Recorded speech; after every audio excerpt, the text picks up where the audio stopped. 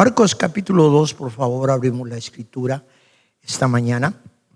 Y quiero compartirles a ustedes por qué es importante que nosotros, especialmente este día, hablemos del ser más maravilloso que existe. Esto no se trata únicamente de religión, como dicen muchas personas, o como muchas religiones se enfatizan, ¿verdad? Que Jesús es simplemente otra religión más, pero no es así. Leemos, por favor. Entonces entra en Capernaum, dice capítulo 2, versículo 1.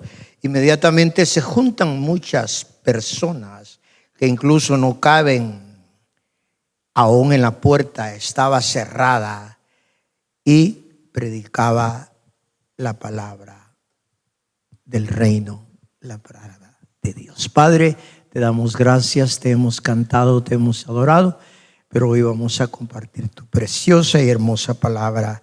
Y está en ti, Señor. Úsanos únicamente como un vaso, como un canal, para que esta linda palabra, esta preciosa palabra, caiga como fuentes de agua viva en nuestros corazones. Gracias por cada uno de mis hermanos, mis hermanas que están aquí, y por supuesto que aquellos que nos ven a través de las redes sociales. En el nombre precioso de Cristo Jesús. Y la iglesia de Dios dice: amén, amén, amén, amén, amén. Resulta, hermano, hermana, que durante todo este periodo de tiempo, desde el Génesis hasta el último libro del Antiguo Testamento, posteriormente, hermano, se abre el Nuevo Testamento, Mateo, Marcos, Lucas y Juan, hermano. Y la promesa bienaventurada era que un día vendría aquel que iba a venir a sanar el corazón de muchas personas. Decimos amén. Oye eso.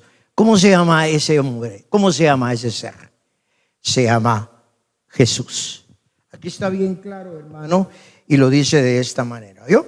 Entonces, dice así, el versículo 2, se junta mucha gente, no caben en la casa, aún la puerta estaba cerrada, y la última parte del versículo 12 dice que para él fue importante traer el consejo y el mensaje del reino de los cielos. ¿Oyó eso? ¿Por qué, hermano, Jesús tenía que traer la palabra? Porque Él es el verbo. Todos conmigo, sí, el verbo. Juan capítulo 1, por favor. Rápido, abra su escritura y miremos cómo Juan lo declara de una manera tan preciosa y tan maravillosa. ¿Ya lo tiene? Juan 1 y versículo 1, por favor, lo leemos en este momento. En el principio, dice la escritura, era el verbo.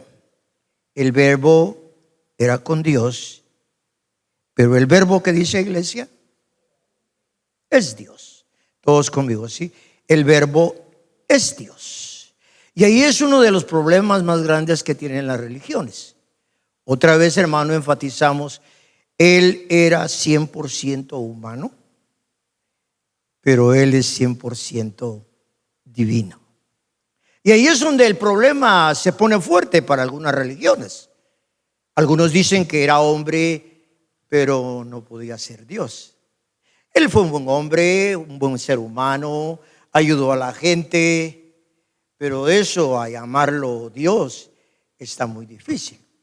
Ahora, aquí podemos encontrar dos cosas muy importantes en este texto. Número uno, Él es el que habla. Todos conmigo, el verbo. Diga conmigo, el verbo. Él sale, Él saca la voz, hermano, y eso significa verbo. Pero ese verbo no era cualquier cosa. ¿Por qué? Miremos la primera parte, por favor, y dice, en el principio era el verbo. ¿Qué quiere decir eso, iglesia preciosa? Que Él es eterno. Génesis capítulo 1, versículo 1 dice, en el 26, perdóneme, dice, hagamos al hombre a nuestra imagen y semejanza, hagámoslo. Hablando del Padre, hablando del Hijo, que es la segunda persona de la Trinidad, y hablando del Señor Espíritu Santo, que es la tercera persona de la Trinidad. Diga conmigo, ellos son eternos. Sí. Pero ¿qué pasa entonces? Que ahora dice, versículo siguiente cosa dice, y el verbo estaba con Dios, es lo que estamos hablando. Lo último, el verbo es Dios. Ahora, todos conmigo, versículo 14, ¿sí? ¿Cómo dice?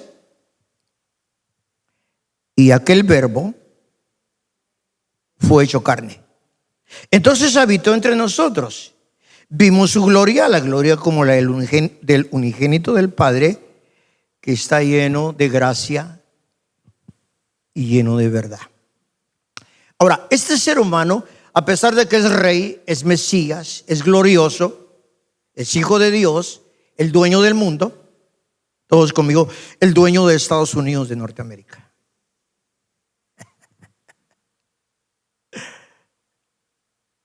La gente lo mira humano, y no puede entender, hermano, especialmente el pueblo judío, por qué él se declara rey y señor si él no tiene ejército, si él no tiene corona, si él no tiene palacio, si él no tiene un trono. ¿Por qué se va a declarar rey y señor? Porque él se vistió de carne y vino a aquellos que sufrían, aquellos que lloraban, aquellos que tenían necesidad. Y eso es lo que muchas veces la religión no entiende. La religión piensa, hermano, que esto es pompa, show. Mírenos, los fariseos, los saduceos, el sumo sacerdote se vestían de gala cada vez, hermano, que venían a sus servicios y a sus cultos. Y ellos, hermano, incluso tocaban trompeta para que los vieran cuando estaban diezmando. Y todo lo que ellos habían formado era simplemente una religión. Pero Jesús, siendo el Dios encarnado, no se acercó a un templo, no se acercó, hermano, a Pilatos, no se acercó a Herodes, no se acercó, hermano, al Sanedrín, donde estaban las personas importantes, sino que él se fue a la mar. A la orilla de la mar es donde el verbo llegó a buscar a aquellos que sí lo iban a recibir. Y eso es lo que quiere decir la última parte: lleno de gracia y lleno de verdad y lleno de bondad. ¿Cuántos dicen amén? Regresemos a Marcos, por favor, y miremos únicamente la introducción del capítulo 1, por favor. Esto lo hemos leído muchas veces, pero quiero compartirlo con usted en este momento. 16, Marcos 1 y versículo 16. Entonces, andando junto al mar de Galilea, vio a Simón, Andrés su hermano, que echaban la red porque eran pescadores. Todos juntos conmigo el versículo 17, ¿sí? ¿Cómo dice? Entonces les dijo: venid, ¿y qué? En pos de mí. Y entonces yo los haré pescadores. Pero ustedes no serán pescadores de pescados únicamente, sino que ustedes serán pescadores de hombres. Entonces, dejando luego ellos sus redes, que dice, iglesia preciosa, lo siguieron. ¿Cuántos dicen amén? Ahora, la pregunta siempre es esta para comenzar, ¿verdad? ¿Por qué él no fue a la universidad? ¿Por qué él no fue donde estaban los teólogos? ¿Por qué él no fue, hermano, en el Sanedrín? ¿Por qué no fue a buscar en el castillo de Herodes? Porque ellos no lo iban a recibir. ¿Oyó eso? ¿A quién vino? A los pescadores. ¿Y quiénes representan los pescadores? No únicamente la clase obrera, los pobres, los que no tienen universidad, los que están en la mar. Mírenme, los que huelen a pescado. Todos conmigo, ¿sí? Los que huelen a pescado. No tienen corbata, ni loción, ni usan celular, ni tienen carros de lujo, sino que son los pobres. Aquellos pescadores humildes, hermano, que tienen el privilegio de recibir al Rey de Reyes y Señor de Señores. ¿Cuántos dicen amén, iglesia preciosa? Vamos, del aplauso al Señor. Aleluya. y ahora la escogencia junto con el llamado. Ustedes ya no van a ser más pescadores de pescados. Y ellos se sorprendieron. Pedro, Juan, aquellos que eran pescadores, se quedaron sorprendidos porque dijeron: ¿y ahora qué vamos a hacer? Y entonces Jesús les dijo: de hoy en adelante ustedes serán pescadores de hombres, pescadores de jóvenes, de mujeres, de jovencitas, de ancianos. Eso quiere decir, iglesia preciosa, que los iba a levantar no únicamente como discípulos, sino que incluso, iglesia preciosa, los iba a levantar como ministros del Cristo de la gloria. ¿Cuántos dicen amén? Ahora, ¿qué fue lo que ellos hicieron? Dice que ellos dejaron sus redes, dejaron sus barcas, dejaron los pescados, dejaron su casa, dejaron su familia. Todos conmigo, ¿sí? Dejaron su familia y siguieron al maestro. Eso es lo más difícil que le puede suceder a un hombre o una mujer. El llamado de Jesús, hermano, es algo tan trascendental, tan glorioso, tan maravilloso, hermano, que no se puede entender. Porque cuando Pedro bien pudo haber dicho: ¿y de qué voy a comer? ¿Y de qué va a comer mi esposa? ¿Y cómo nos vamos a sostener? Él no hizo ninguna pregunta, sino que dice la Escritura literalmente que dejándolo todo, todos conmigo, sí, 1, 2 y 3, dejándolo todo. Que se oiga, 1, 2 y 3, dejándolo todo, lo siguieron. ¿Te gustaría ser predicador? ¿Sí? Decíame. Hay que dejarlo todo.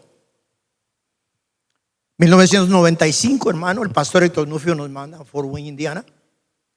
Y yo me asusté. Y dije: ¿de qué vamos a comer?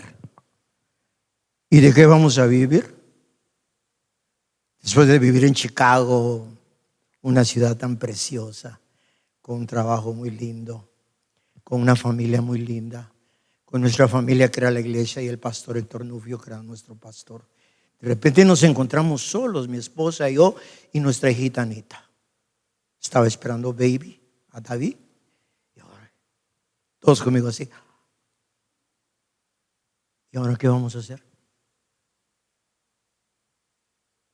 Pero dice la Escritura que dejándolo todo, todos conmigo otra vez, dejándolo todo,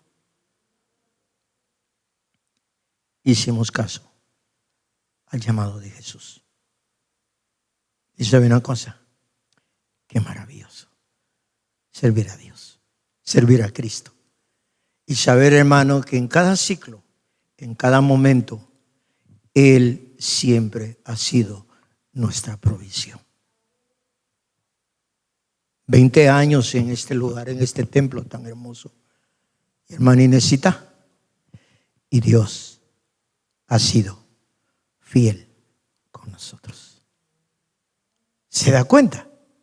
Entonces, hermano, dejarlo todo es importante cuando Dios te llama, cuando Jesús te llama, cuando Él te llama la atención, hermano, es porque Él ya no quiere. Estaba muy preocupado, las cosas no salían bien. Yo iba y venía a Chicago, hermano, y una noche de tantas y un viernes de tantos, el pastor me vio, mi pastor, y se me queda viendo y me dice: ¿qué tenés? Y me vio todo desanimado. Y me dice: vení, quiero hablar con vos. Y me metió a su oficina. Y se me quedó viendo. Y me dijo: ¿acaso querés seguir siendo sastre toda tu vida? ¿O querés ser un siervo de Dios? Y entonces, hermano, me dejó en su oficina y se fue a predicar la palabra. Y yo me quedé en la oficina del pastor, solito. Y me puse a llorar. Y le pedí perdón a Dios. Y le dije: Señor, perdóname, por favor, ayúdame a servirte.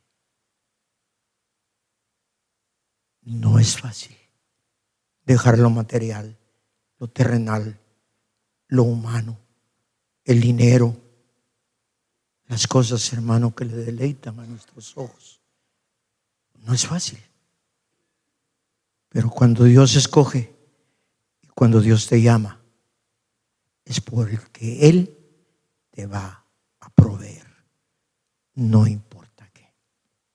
Y nosotros, hermano, hemos vivido una vida de fe, hemos vivido una vida de, todos conmigo así, obediencia. Todos conmigo, dígalo, 1, 2 y 3. Porque cuando no hay obediencia, no, hermano, está Dios. Y el llamado no lo es. ¿Oyó eso? Ellos entendieron el llamado. Ellos supieron, hermano, lo que iba a pasar. Regresemos a Marcos. Le presentan, hermano, el paralítico. Hay 4 amigos que lo quieren ayudar. Estoy en el capítulo 2, Marcos 2, 4. Como no podían acercarse a él a causa de la multitud, descubrieron el techo. Perdónenme, miremos el 3, porque ahí en el versículo 3, Marcos 2, 3, entonces vinieron a él unos trayendo a un paralítico que era cargado.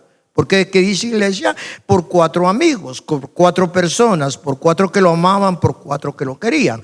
Como no podían acercarse a él, hermano, a causa de la multitud, descubrieron el techo, o sea que hicieron un hoyo y haciendo una apertura, bajaron el lecho que hacía o donde estaba, hermano, el paralítico.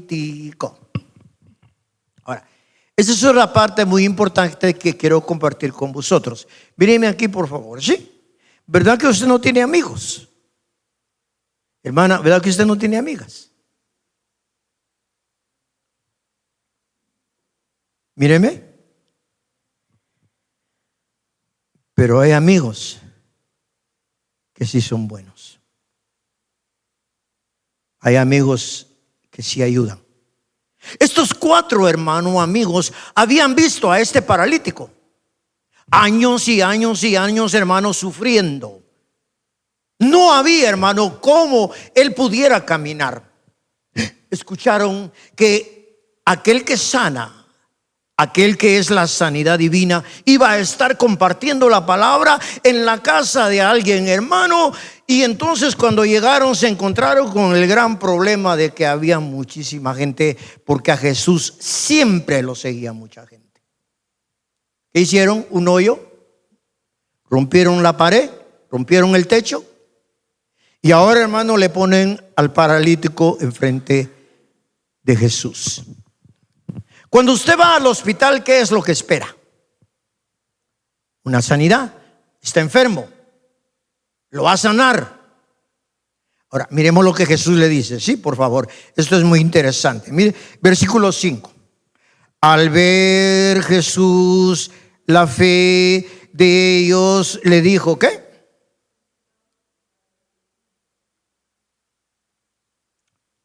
Todos conmigo, ¿sí? Ups. Porque es obvio, hermano, hermana, que lo habían llevado para que Jesús lo levantara de la parálisis. Pero lo que Jesús hace, míreme aquí que esto es bien interesante. Le dice, a ti te digo, tus pecados te son perdonados. Todos conmigo otra vez. Ups. Seguimos leyendo, por favor. Estaban ahí, hermano, algunos de los escribas que representan la religión, los cuales cavilaban en sus propios corazones. ¿Por qué este habla así? Esto es una blasfemia. ¿Así por qué? Porque el único que puede perdonar pecados es Dios. Conociendo luego Jesús en su espíritu que ellos cavilaban de esta manera dentro de sí mismos, les dijo, ¿por qué ustedes cavilan así en vuestros corazones? O sea, ¿por qué ustedes piensan de esta manera? Mírenme, en sus corazones. Partamos por lo primero, ¿ok?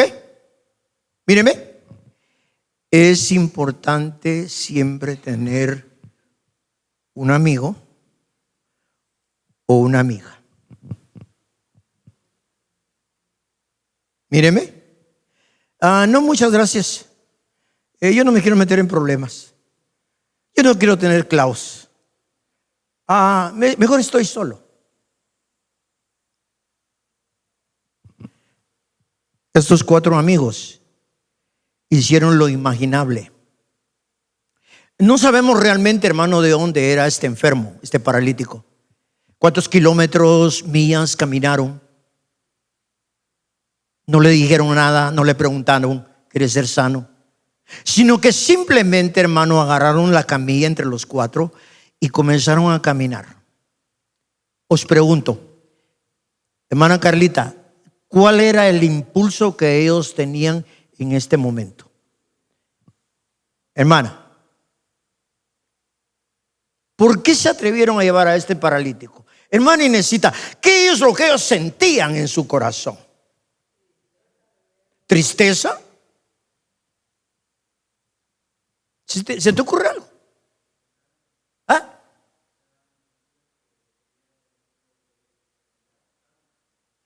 ¿Sabe qué sentían? Tenían fe. Ellos, hermanos, se llenaron de fe. Y ellos dijeron, vamos a ponerlo delante de aquel que es la sanidad. No únicamente que representa la sanidad, hermano, sino que Él es aquel que sana el cuerpo de aquel enfermo. Y comenzaron a trabajar, hermano, arduamente. Lo cargaron y cuando llegan a la casa se encuentran hermano y hermana con el gran problema. ¿Y cómo hacemos? Rompamos el techo. Todos conmigo así, rompamos el techo. Y lo hicieron. Esos son buenos amigos. La sorpresa es esta, que ahora Jesús, en lugar de sanarlo, le dice, tus pecados te son perdonados. Y ese es el problema del evangelio. Ese es el problema de la verdadera iglesia cristiana, que cree, hermano, que Jesús lo es todo. ¿Por qué viene la gente a la iglesia? Viene a buscar mujer, viene a buscar varón, viene a buscar sanidad, viene a buscar dinero, no tengo trabajo. Iglesia, ¿me pueden ayudar, por favor? Soy un borracho, quiero dejar de tomar. ¿Es malo? No, no es malo. La iglesia es el lugar más maravilloso que cualquier ser humano puede venir a buscar ayuda. ¿Cuántos dicen amén? Pero hay que encontrarse con Jesús. Y Jesús lo que dice es, tus pecados te son perdonados. Ahora haga así conmigo, va. Gracias a Dios, todos conmigo, gracias a Dios. Yo no soy pecador. ¿O sí? Os pregunto, iglesia preciosa, hermano que me ves a través de las redes sociales, ¿te consideras un pescador? No, pastor, yo soy buena, todos conmigo, soy buena persona, no le hago daño a nadie, no hablo mal de nadie, mis pensamientos son puros, yo soy una persona noble. Todos conmigo, sí. Dani, ven a tocar, papá, ya terminamos. Míreme todos. Si usted se considera una persona pecadora, usted está cerca de Jesús. Entonces hay que ser pecador. No. Pero hay, hermano, un regalo de Adán y Eva en el jardín del Edén que se llama pecado, que se mete en lo más profundo del corazón del hombre y de la mujer, del joven, de la jovencita, del niño. ¿Usted cree que los niños son pecadores? ¿Son pecadores o no son pecadores los niños? Sí. Mi hija tiene su bebito, tiene 7 semanas, 8 semanas. Y de repente ya no le pone atención. Y él comienza.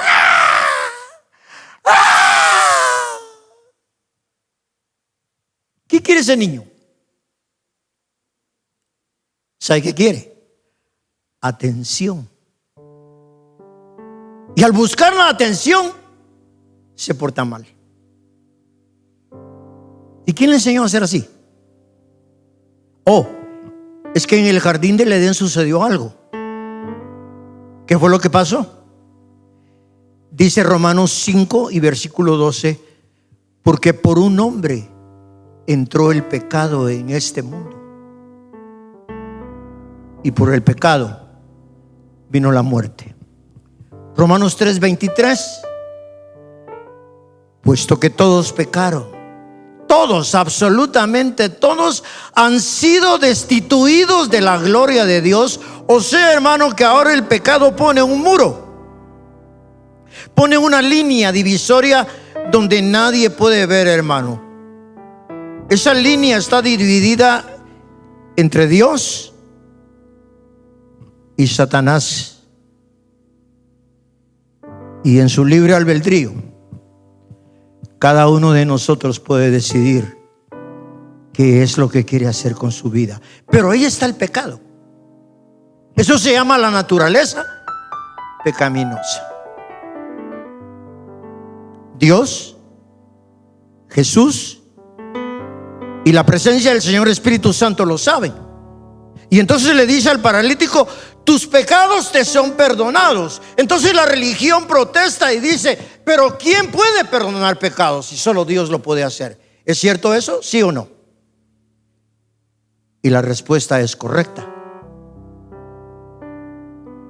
Pero Jesús dice algo muy maravilloso aquí que quiero compartir con usted, ¿ok?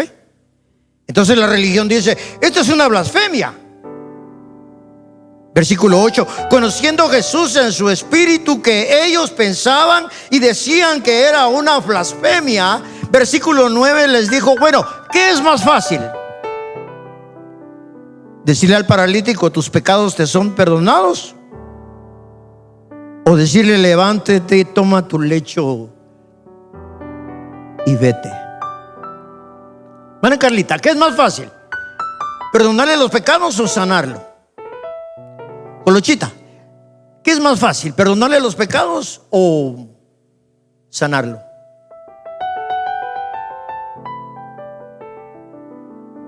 ¿Ah?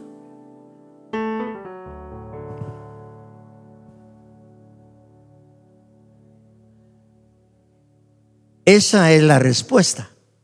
Para Jesús no hay nada imposible. Para Él todo es posible. Pues para que sepan, todos conmigo, marca el versículo 10, ¿sí? Porque aquí está, hermano, el secreto del evangelio, el secreto de las buenas nuevas de salvación en Cristo Jesús. Pues para que sepan que el Hijo del Hombre tiene la potestad en la tierra para perdonar pecados, le dijo al paralítico: a ti te digo, levántate, toma tu lecho y vete a tu casa. ¿Me regala sus ojos? Yo hubiera querido que estuviera CNN, Telemundo, Univisión, para que vieran, hermano, porque la religión se quedó así, mire, esperando, sorprendidos. Y el pensamiento de ellos en su corazón era: ¿acaso se va a levantar realmente este paralítico?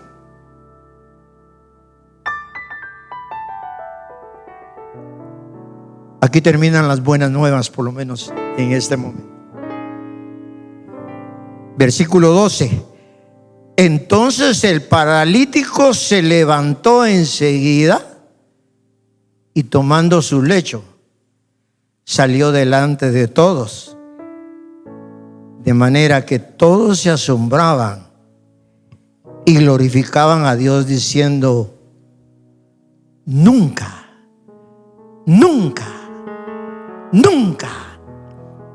hemos visto cosa más gloriosa. Le podemos dar un aplauso al Señor.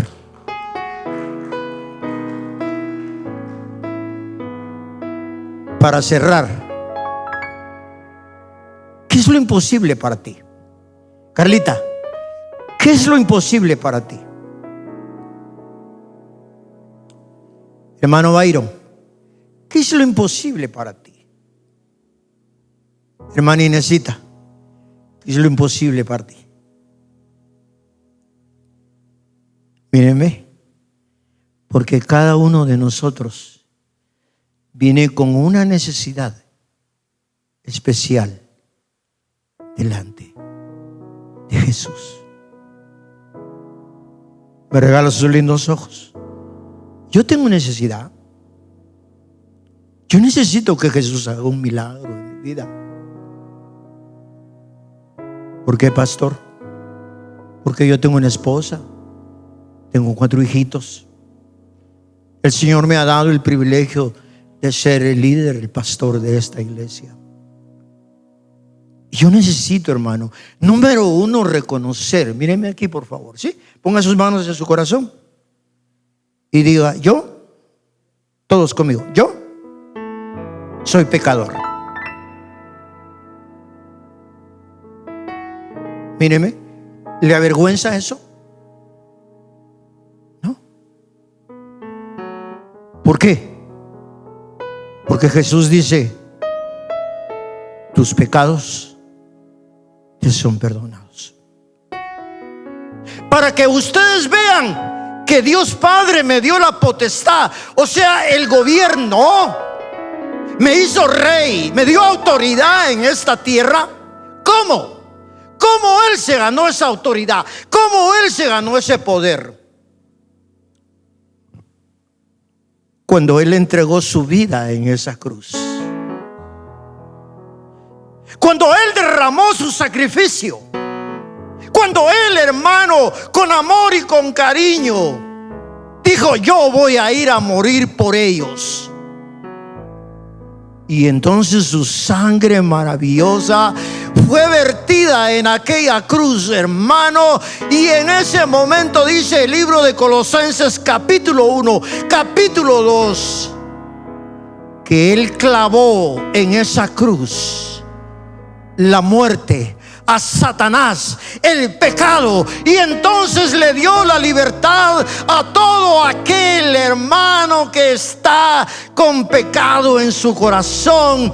Y ahora Él dice: si ustedes conocen la verdad, ustedes serán libres. Todos conmigo: libres.